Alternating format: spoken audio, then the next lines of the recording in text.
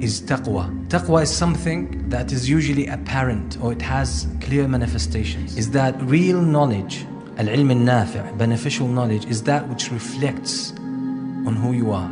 That's why learning, according to the early scholars of Islam, is not storing information as the majority of the students of knowledge do today.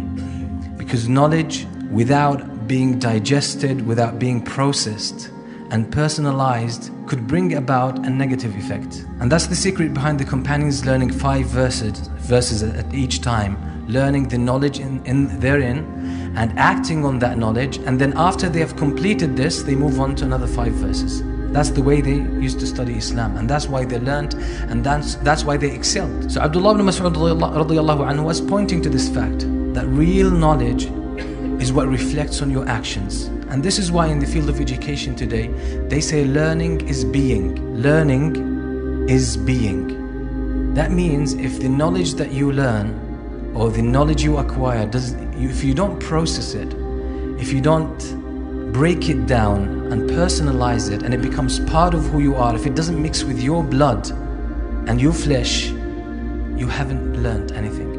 You've just stored information. You're just like any other book on the shelf, or any computer that stores so many books and data. But that's not what knowledge is all about. Knowledge is about acting. So if you learn something and you don't act upon it, it doesn't change you, it doesn't make you a different person in a sense, then in brief, you've wasted your time, because you will be questioned about that time, and you will be questioned about that knowledge. What did you do with it? That's why the Prophet ﷺ used to seek refuge in Allah every day. Oh Allah, I seek your protection, and I seek refuge in you from knowledge that is not beneficial.